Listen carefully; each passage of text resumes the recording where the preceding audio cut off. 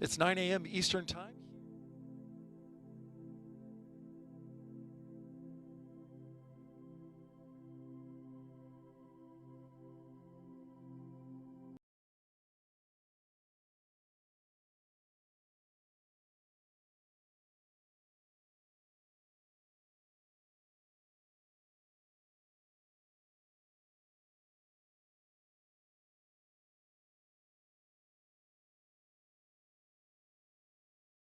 Clouds overhead. Weather has been cooperating with the start of tanking today. We are underway with liquid oxygen tanking. Just hit 5% full on the 196,000 gallon tank in the liquid oxygen side, which is in the upper portion of that rocket as you're looking there. The liquid hydrogen, they are preparing the transfer lines which run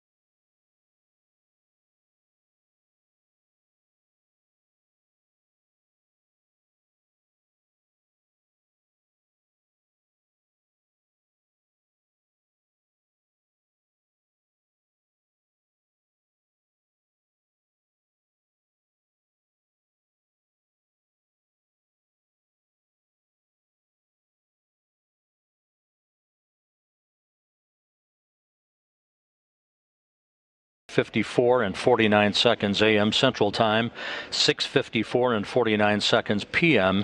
in Baikonur. The countdown proceeding on schedule. No issues being reported by the engineers down in Baikonur.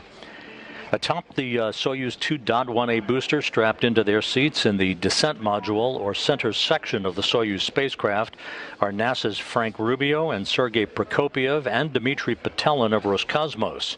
Prokopyev, as Soyuz commander, is in the center seat of the descent module, flanked on his left by Petelin, serving as board engineer number 1, and to Prokopiev's right, NASA's Frank Rubio, serving as board engineer 2. For Rubio and Petelin, this will be their first flight into space. For Prokopyev, his second flight into space. From time to time through the interpreter that you'll be hearing regarding ascent performance calls, you'll hear the Soyuz call sign of Altai. That is a mountain range in Central and Eastern Asia. Each Soyuz commander selects a call sign for their Soyuz vehicle from launch to docking, and again from undocking through landing. Altai is Prokopiev's call sign for his Soyuz vehicle. If you're just joining us, again, you're looking live at Site 31 of the Baikonur Cosmodrome in the Central Asian Desert as we stand 48 minutes and 17 seconds away from liftoff of the 3 new residents to the International Space Station, Frank Rubio, Sergey Prokopyev, and Dmitri Petelin.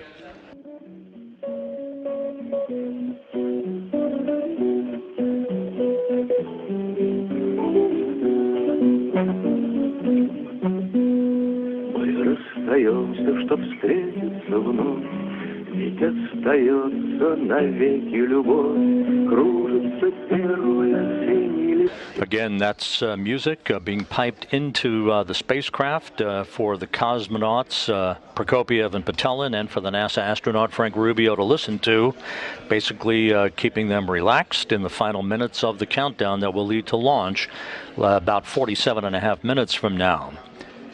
The crew flew to the Baikonur Cosmodrome from their training base at Star City on September 5th for final pre-launch training and inspections of their Soyuz spacecraft.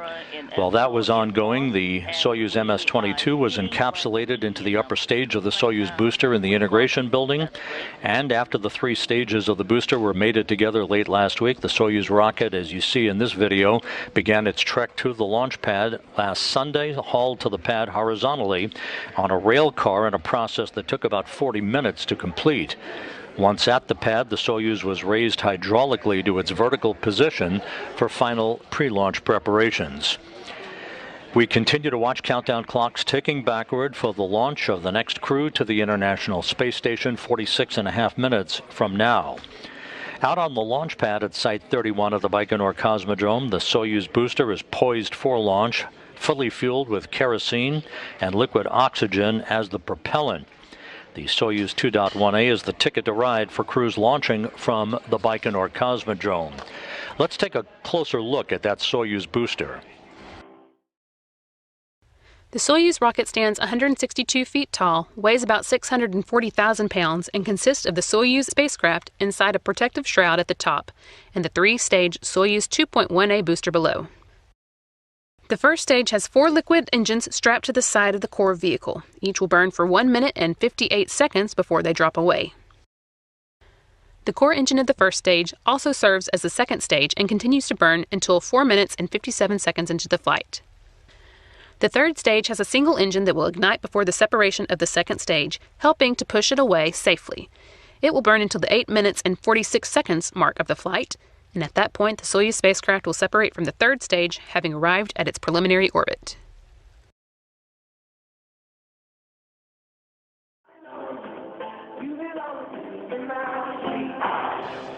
Launch Site 31 at the Baikonur Cosmodrome in Kazakhstan is what you're looking at right now in the Central Asian Desert. Again, the weather is ideal as we are approaching sunset at the launch site.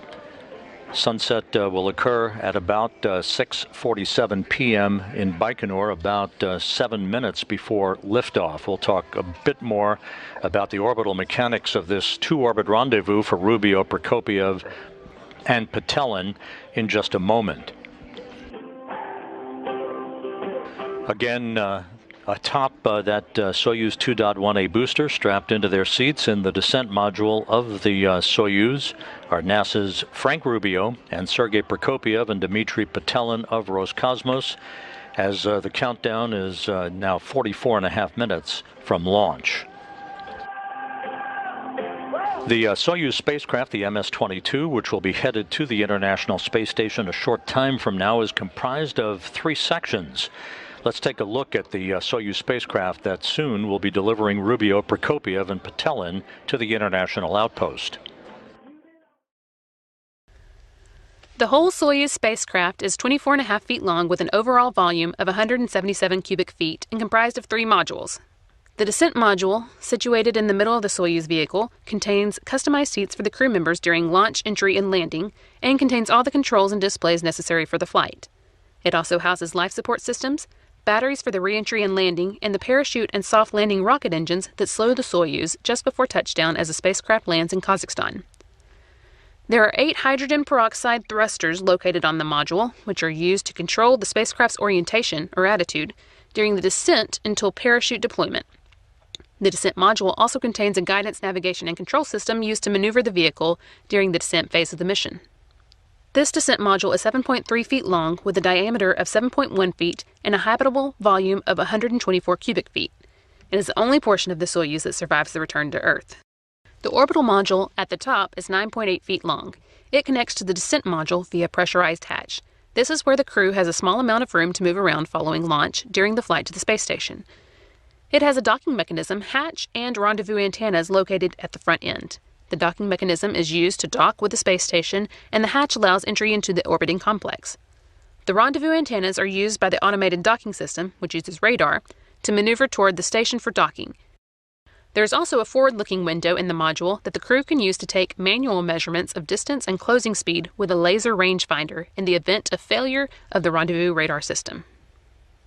The propulsion module houses the oxygen storage tanks, the main engine, and the attitude control thrusters, avionics, and communication and control equipment. The propulsion portion of this module handles all orbital maneuvers, including those needed for the rendezvous with the space station and the deorbit burn at the end of the spacecraft's mission. Before they are deployed, the 2 solar arrays are folded against the body of the propulsion module, which, along with the orbital module, separates from the descent module after the deorbit burn. The solar panels span almost 35 feet. The entire spacecraft serves not only as a crew transport vehicle to and from the space station, but also as an emergency return vehicle in the unlikely event that the crew needs to leave the station unexpectedly.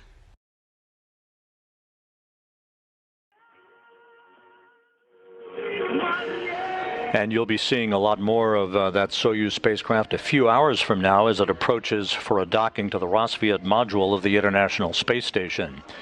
This is a split-screen morning. On the left side of your screen, NASA's Space Launch System, 322 feet tall, sitting on Launch Pad 39B at the Kennedy Space Center in the process of undergoing a cryogenic propellant tanking test that could pave the way, if successful, for the maiden launch of the SLS on September 27th to send the Orion spacecraft on a 40-day mission around the moon and back to Earth. Everything so far going well. The go for tanking occurred about 6:25 a.m. Central Time, with cryogenic propellant loading starting just before 7 a.m. Central Time, 8 a.m.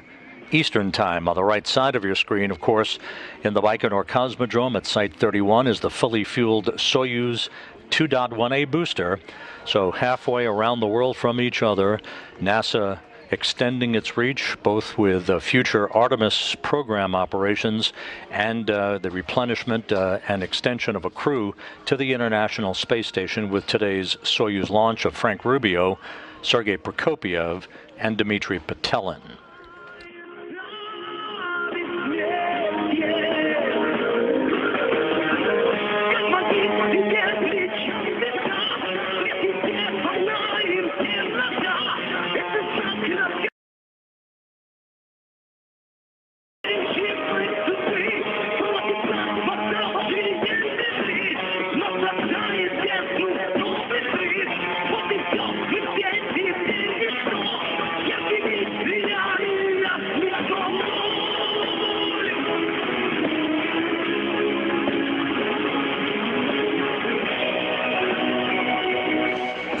the music you're hearing is being piped in from the blockhouse in Baikonur by launch controllers to the Soyuz MS-22 spacecraft and its 3 occupants who are strapped into the center section of the Soyuz, the descent stage. Sergey Prokopyev, the Soyuz commander, is in the middle seat, flanked to his left by Dmitri Petelin of Roscosmos and to his right by NASA's Frank Rubio.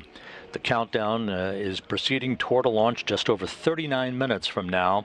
We should get a final go, no-go for launch within the next 10 minutes.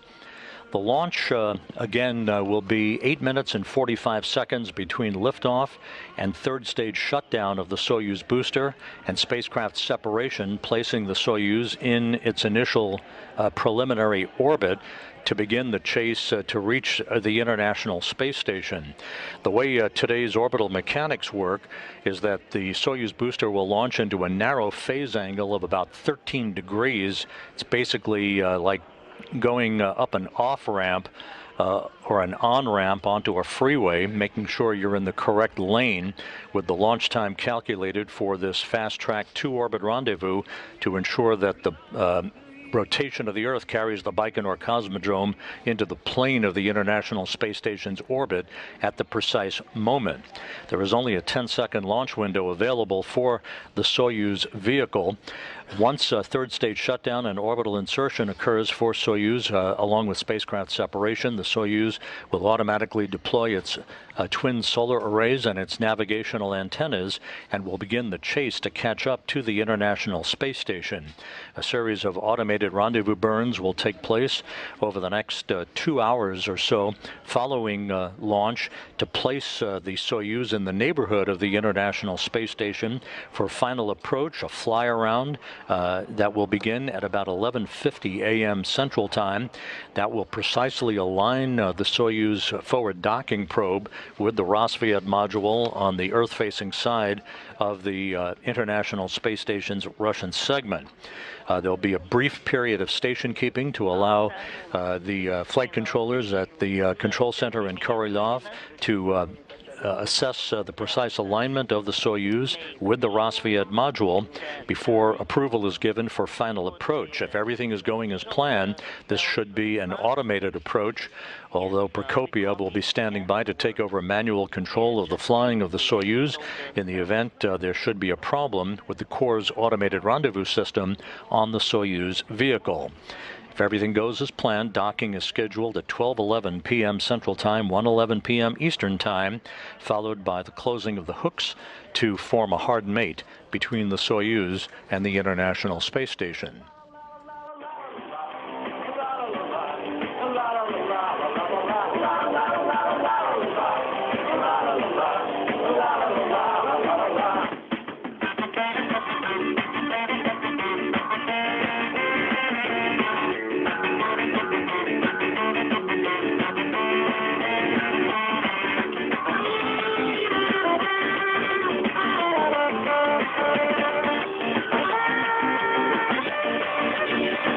Some of the events you'll be seeing in the final minutes before launch will include the purging of fuel lines and other elements of the rocket engines at about the T-minus 4-minute mark.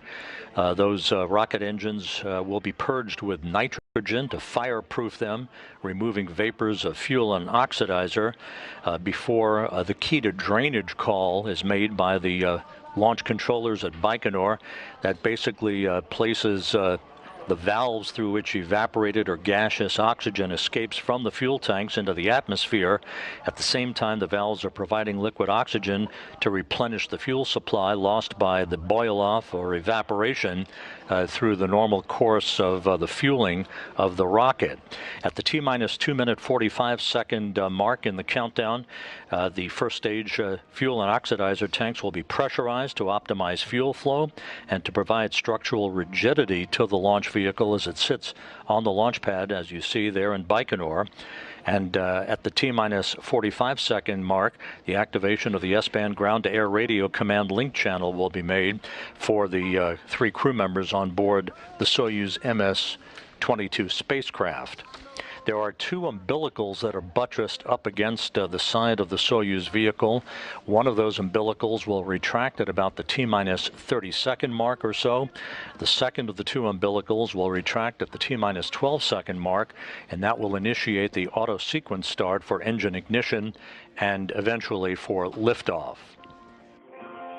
And now you see the gantry arms beginning to spread right on schedule at the T-minus 34-minute, 30-second mark into the countdown. This obviously exposes the vehicle for the first time. On top is the launch escape system. In the unlikely event there would be a technical issue that would require the Soyuz to be pulled free from the upper stage of the Soyuz 2.1A.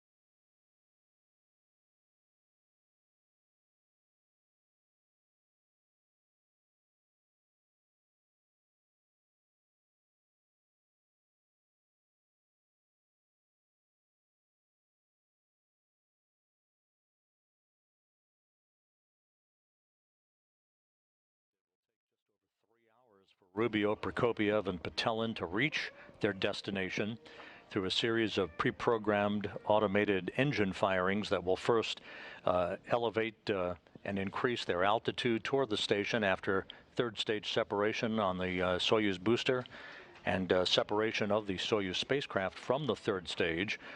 The stair-step fashion that they will undertake to reach the vicinity of the International Space Station will be undertaken through a series of so-called impulse burns of the Soyuz engine that will steadily close the gap between themselves and the international outpost over the 3-hour-plus period that will follow liftoff. С рождения такие наши души пахнут маслом, крылья синим.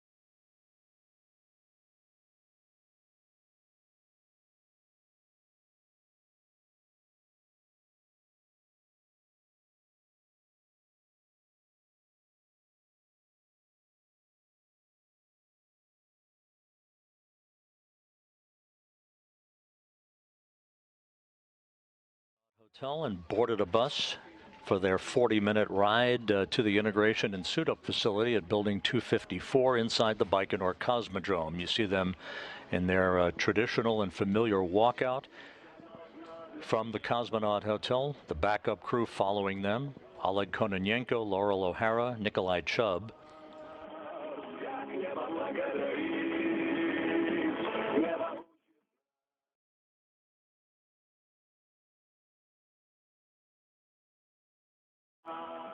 In the parking lot to the Cosmonaut Hotel, the usual crowd of well-wishers. And you see Frank Rubio on the right, Sergey Prokopyev in the middle, Dmitri Petelin on the left.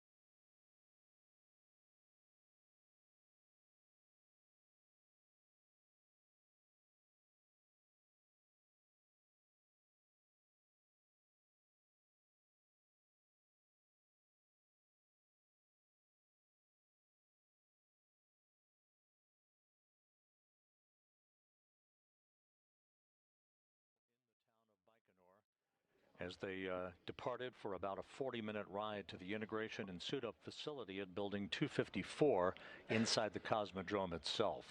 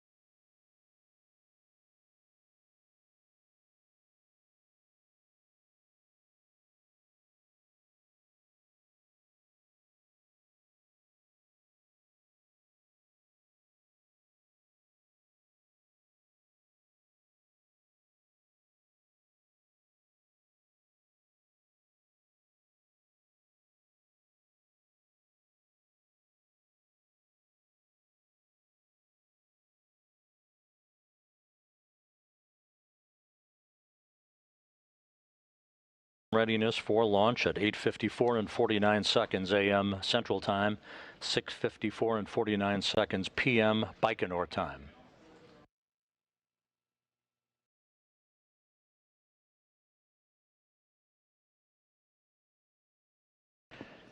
The Soyuz 2.1A booster fuel lines and other elements of the rocket engines now being purged with nitrogen to fireproof them, to remove vapors of fuel and oxidizer for the final minutes of the countdown.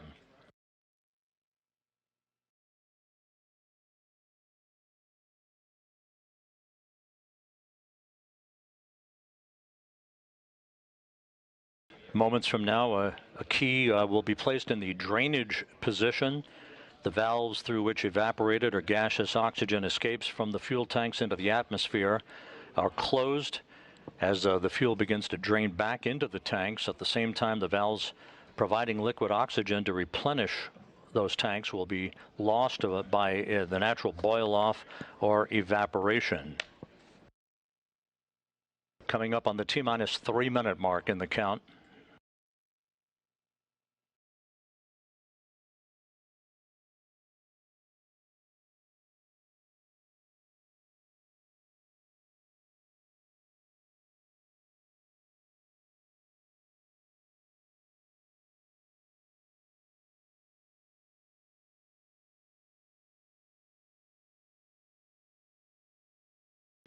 The drainage has now been completed.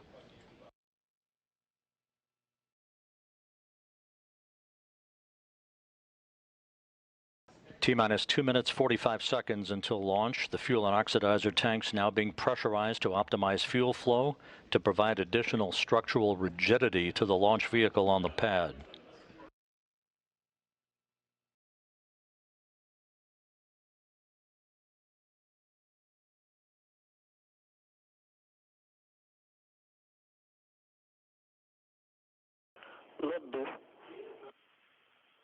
Booster propellant tank pressurization initiated.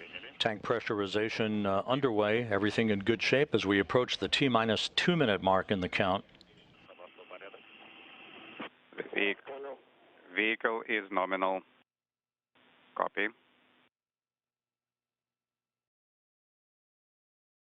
Passing through 2 minutes. Coming up on the termination of the ground propellant feed to the Soyuz booster.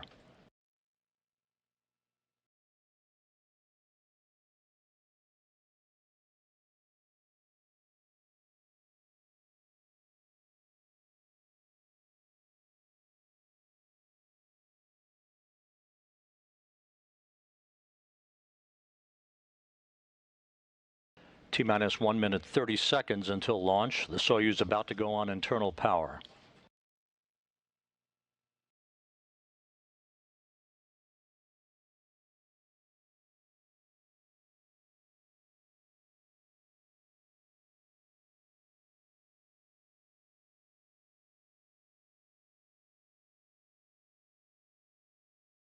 This in-cabin view showing at the bottom of your screen, Sergey Prokopyev, the Soyuz commander, and at the top of your screen, Dmitri Petelin, Frank Rubio on the right of Prokopyev out of the field of view here. We are now 50 seconds from launch.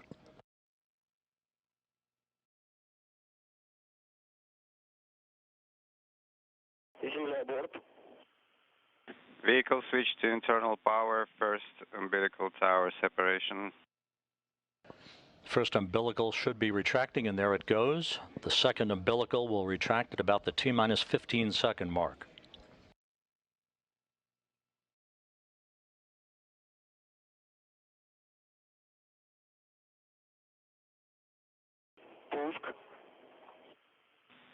Auto sequence. The second umbilical has retracted. This will initiate the auto sequence start. T-minus 10 seconds and counting. We have engine start. Second umbilical tower separation. Turbo pumps coming up to flight speed. Turbo pumps, flight speed, And liftoff.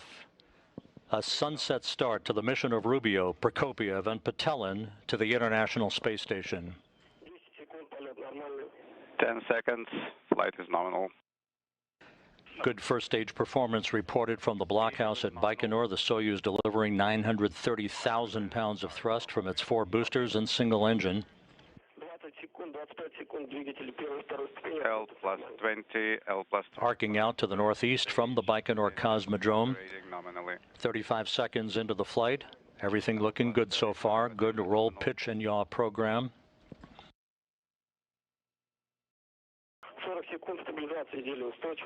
The vehicle reported structural stability is good. Stable. Approaching the 1 minute mark into the flight. Crew is feeling well. Vehicle is nominal. Copy. Velocity now about 1,100 miles per hour.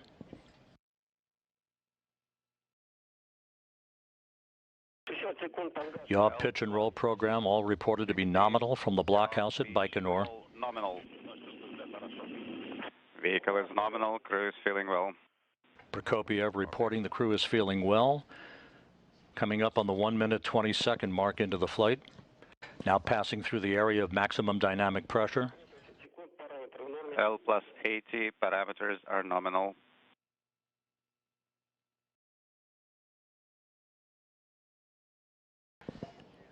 One minute 35 seconds into the flight.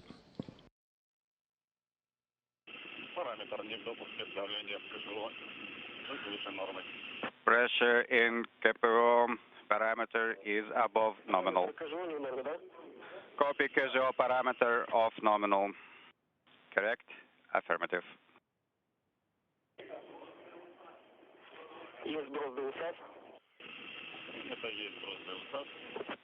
Set. Jettison confirmed. And we've had first stage separation. Nominal. Crew is feeling well. KZO pressure parameter is nominal. Copy. KZO is nominal. Please report pressure. 834. 2 minutes 35 seconds into the flight. Second stage engine operating nominally. The second stage engine is operating normally. Now a view from the upper stage of the Soyuz booster as it continues to climb uphill. 100. Launch shroud now has been jettisoned. Vehicle is nominal.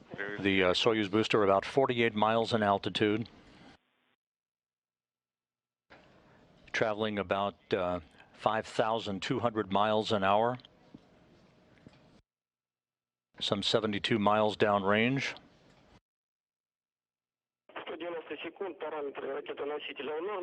L plus 190. 3 minutes 20 seconds into the flight. Is nominal. C indication controlled descent available. Vehicle is nominal. Copy. Indication is on.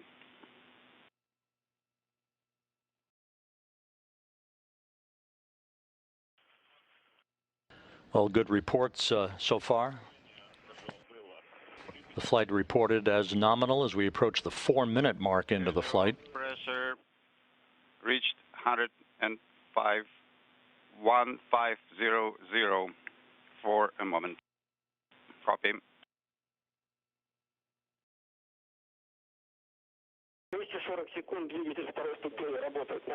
Second stage engine continues to burn as planned as we approach the 4 minute 15-second mark into the flight. About halfway through powered flight now. Copy.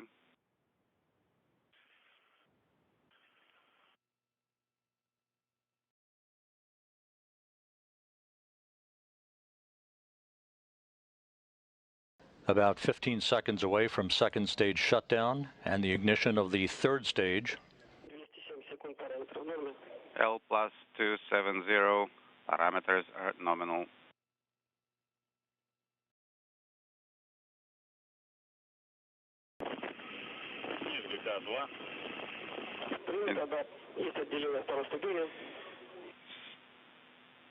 Second stage separation confirmed.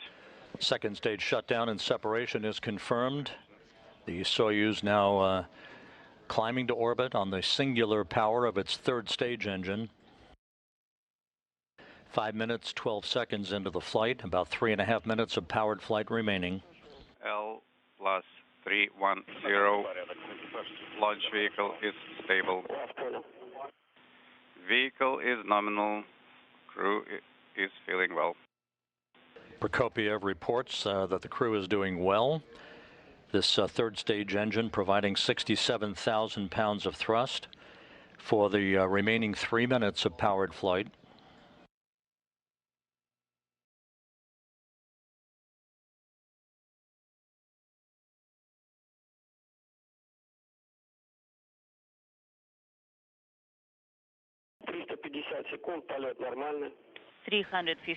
We've now hit the 6-minute mark into the flight, everything going as planned. A true trajectory so far for the Soyuz booster. Now flying on the third stage propulsion of its singular engine. Good roll, pitch, and yaw reported. Good structural stability reported.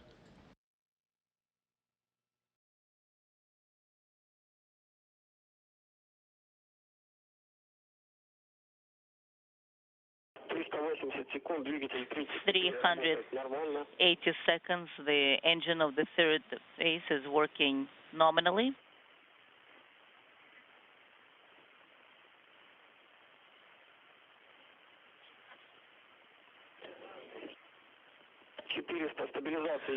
$400. The stabilization of the article is in place. It is stable. Altai. Good structural stability of the Soyuz vehicle at the 7-minute mark into the flight. About 1 minute 45 seconds of powered flight remaining.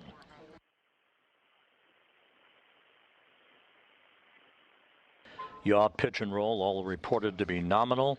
At the time of third stage shutdown and spacecraft separation, control of the Soyuz vehicle through docking will transition to the flight control team at the Russian Mission Control Center outside of Moscow.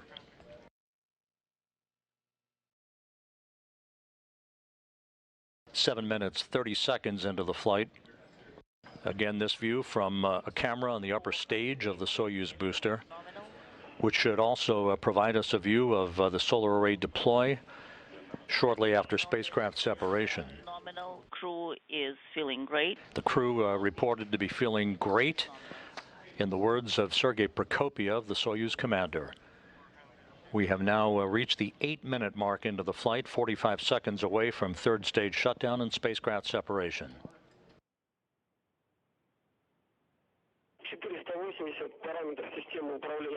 480. The parameters of the launcher is nominal, and everything is nominal on orbit, and the crew is feeling great. We're waiting for the separation. The crew on board the Soyuz MS-22, Rubio, Prokopyev, and Petelin, now about 15 seconds away from third stage shutdown and spacecraft separation. 10 seconds.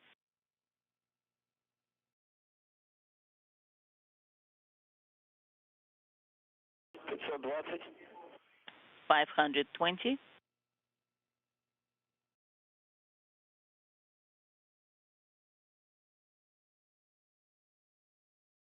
And we have third stage shutdown and spacecraft separation. You see the third stage dropping away. Time tag commands now will deploy the solar arrays and the navigational antennas. Altai, Moskva. Altai, Moscow. Altai, Moskva. Altai, Moscow.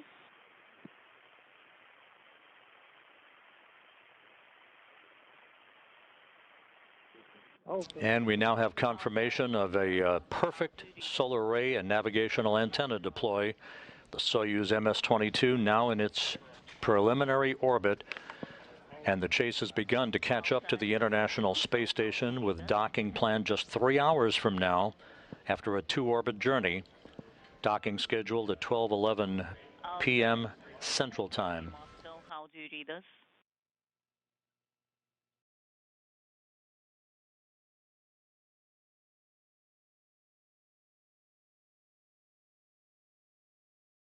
Altai, Moscow. Altai, Moscow. Если меня слышите, работайте по If you 35-й странице. read me, if you can copy me, then please continue per page 35 И запускайте АКГ. and start AKG. Altai 2, how do you read it? RP1, RP2 is closed. Слышу вас хорошо. Yes, RPV1 and RPV2. Yes, what about the separation contact? How did it go? It went nominally. How do you read me? This is Altai 1. Altai 1, read you loud and clear, and we copy.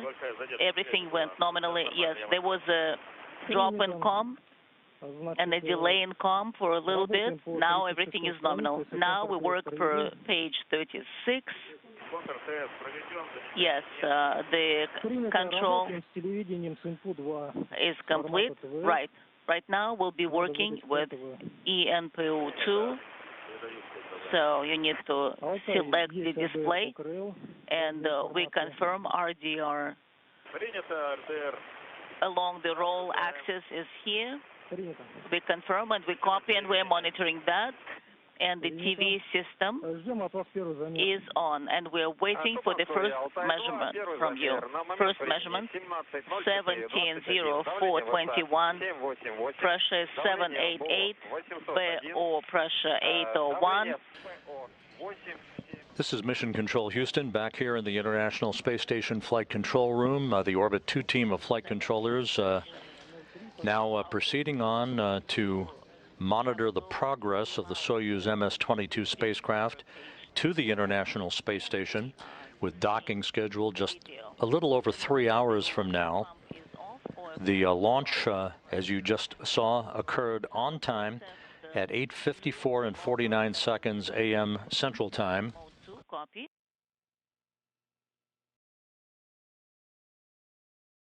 6:54 and 49 seconds p.m. at the Baikonur Cosmodrome, just a few minutes after sunset. All of the ascent activities occurred on time and were perfectly normal. A perfect ascent to orbit, third stage shutdown occurring 8 minutes and 45 seconds after launch, right on time, enabling the three crew members on board the Soyuz spacecraft, Frank Rubio, Dmitri, Petelin, and the Soyuz commander Sergey Prokopyev, to begin all the procedures that will lead towards an automated rendezvous and docking to the Rosviet module of the International Space Station at 12:11 p.m. Central Time.